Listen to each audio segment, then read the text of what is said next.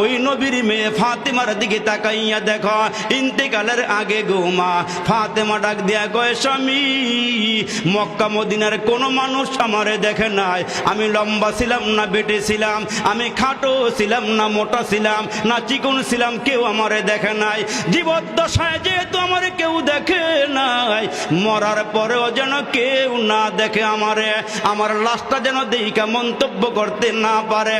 হে স্বামী, তোমার দুইটা সন্তান হাসান হোসাইন রে লইয়া আর তুমি আর দুই হাসান হোসাইনকে লইয়া আমি মারা গেলে আমার খাটিয়াটা রাইখা জানাজা পইরা তিনজনে খাটিয়াটা কাঁধে উঠাইয়া আমারে দাফন করিয়া দিও, দুনিয়ার কোনো মানুষকে আমারে দেখাইও না।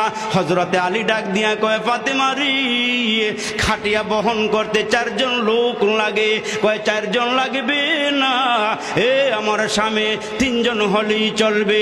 মুসলমান যেদিন ফাতেমা দুনিয়ার থেকে বিদায় হয়ে যায়, ইতিহাসটা অনেক লম্বা, ওই দিকে যাওয়ার সুযোগ আমার নাই। ওই ফাতেমা দুনিয়ার থেকে বিদায় হয়ে গেলে হযরতে আলী আল্লাহকে ডাক দিয়া কয়, মাওলা রে, ফাতেমা ওসিয়ত করিয়া গেছে যেন 3 জনে খাটটা বহন করে দাফন করিয়া আসি।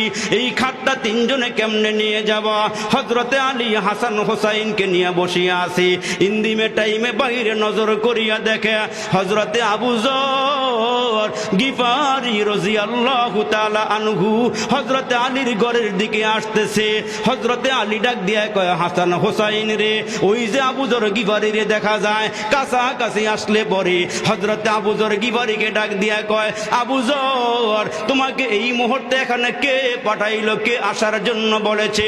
হযরতে আবু যর ডাক দিয়া কয়, আলী, রাতের বেলা আমি যখন ঘরে ঘুমাইয়া আছি, আমার নবী আমারে ডাক দিয়া কয়, আবু যর রে, রাতের বেলা হে আবু যর, দেরি কইরো না, ফাতেমা মারা যাবে, তার খাটটা বহন করার জন্য হাসান হোসাইন আর আলী ছাড়া আর কেউ নাই, তুমি গিয়া খাটটা বহন করিও, এটা আমি পয়গম্বরের নির্দেশ।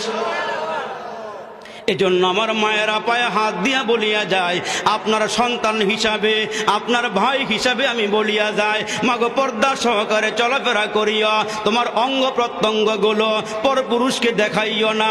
এ মা পদ্মা মেঘনা যমুনার মতন চুলগুলো ছাড়িয়া দিয়া নিজের সৌন্দর্য পরপুরুষের সামনে প্রকাশ করিও না।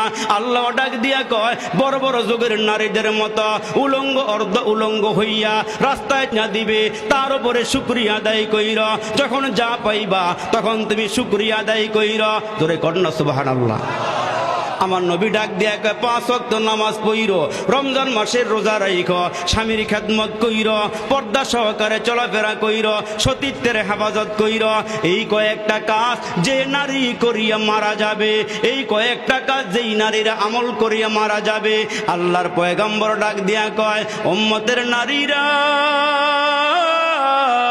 তোমরা তোমাদের মরতে দেরি হবে, আল্লাহর জান্নাতে যাইতে দেরি হবে না।